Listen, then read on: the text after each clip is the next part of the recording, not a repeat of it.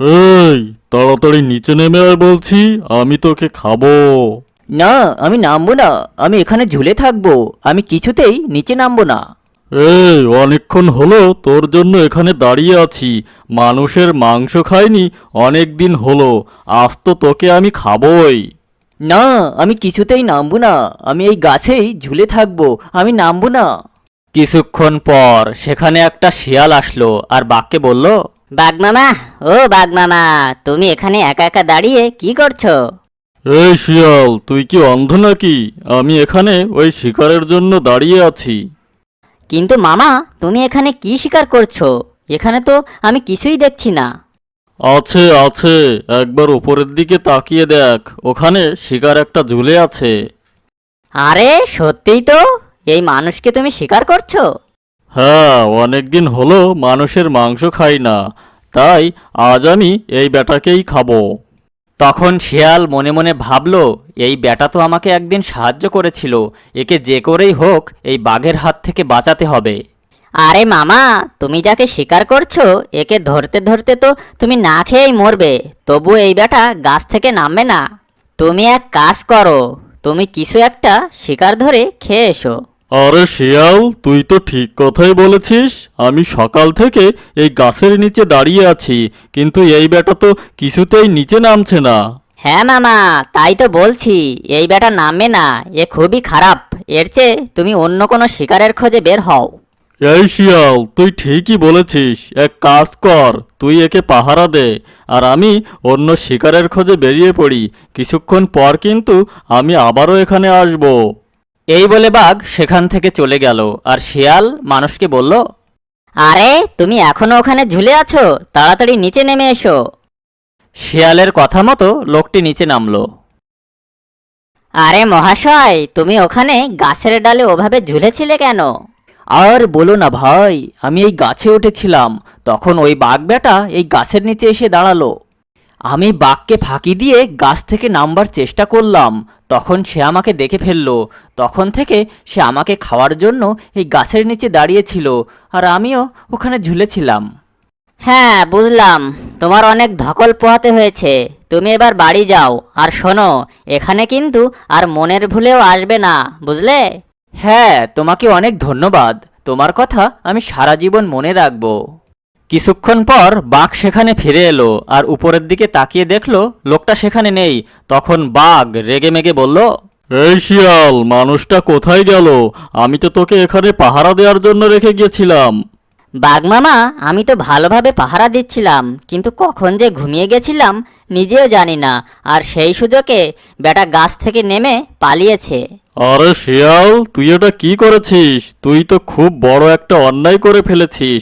আমার সাথে ধোঁকাবাজি, এর শাস্তি তো তোকে পেতেই হবে। বাঘের এমন আচরণ দেখে শিয়াল খুব ভয় পেয়ে গেল। এ আমি কি করলাম? ওই বেটাকে বিপদ থেকে বাঁচিয়ে এখন দেখছি আমি বিপদে ফেসে গেলাম।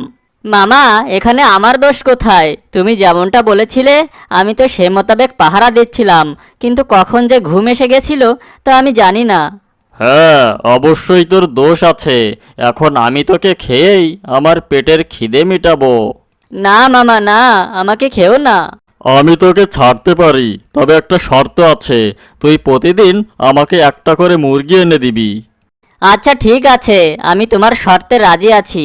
যদি কোনোদিন কোনো কারণবশত মুরগি এনে দিতে না পারি, সেদিন কি হবে? যেদিন তুই মুরগি আনতে পারবি না, সেদিন তোকেই আমি খাবো। লোকটিকে বাঁচিয়ে শিয়াল খুব বড় একটা ঝামেলায় পড়ে গেল। আচ্ছা মামা, কাল থেকে প্রতিদিন আমি তোমার জন্য একটা করে মুরগি নিয়ে আসব।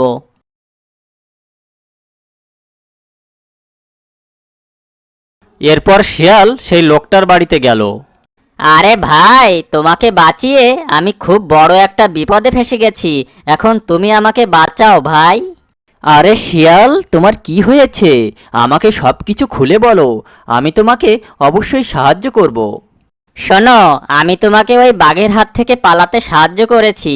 এই অপরাধে বাঘ প্রতিদিন আমার কাছ থেকে একটা করে মুরগি চেয়েছে, আর যেদিন আমি মুরগি দিতে পারবো না সেদিন ও আমাকে মেরে খেয়ে নেবে। আরে শিয়াল ভাই, তুমি একদমই চিন্তা করো না। আমার বাড়িতে অনেক মুরগি আছে, তুমি প্রতিদিন এসে আমার থেকে একটা করে মুরগি নিয়ে যেও আর বাঘকে দিও। আরে ভাই, তুমি আমাকে অনেক বড় একটা বিপদ থেকে বাঁচালে। ঠিক আছে, আমি তোমার থেকে প্রতিদিন একটা করে মুরগি নিয়ে যাব। শিয়াল একটা মুরগি নিয়ে বাঘের ওখানে আসলো। এই তো শিয়াল, তুই আমার কথা শুনেছিস, এভাবে প্রতিদিন একটা করে মুরগি নিয়ে আসবি, আর তা না হলে আমি তোকেই খেয়ে নেব। তুমি অত ভেবো না মশাই, আমি প্রতিদিন তোমার জন্য মুরগি নিয়ে আসব। এই বলে শিয়াল সেখান থেকে চলে গেল।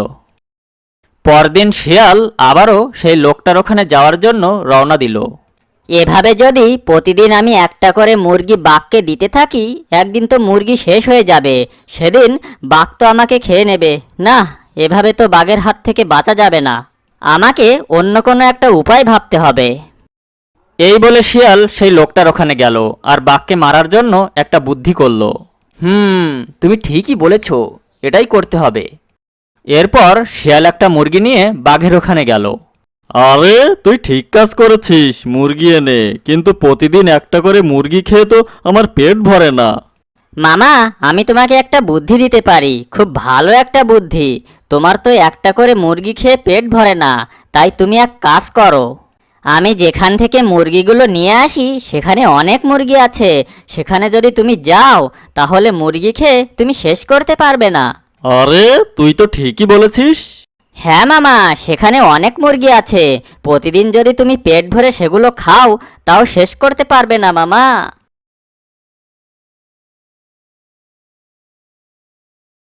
শিয়াল বাঘকে এসব ভুলভাল বুঝিয়ে সেই লোকটার বাড়ি নিয়ে আসলো আর বলল, আরে মামা, ওই যে ঘর দেখতে পাচ্ছ না, ওখানে অনেক মুরগি থাকে, তুমি ওখানে যাও, আমি এখানে পাহারা দিচ্ছি। যদি কেউ আসে আমি তোমাকে সতর্ক করে দেব, তখন তুমি তাড়াতাড়ি বাইরে বেরিয়ে এসো। শিয়ালের কথা শুনে বাঘ আর দেরি করলো না, সে গিয়ে ঘরের ভেতর ঢুকে পড়ল। আর আড়ালে লুকিয়ে থাকা লোকটা এসে দরজাটা বন্ধ করে দিল। হা হা হা হা হা, এবার আমার কাজ হয়েছে, এই বাঘ বেটাকেই মেরে ফেলতে হবে, আর তা না হলে এ বেটা আমাকেই মেরে ফেলবে।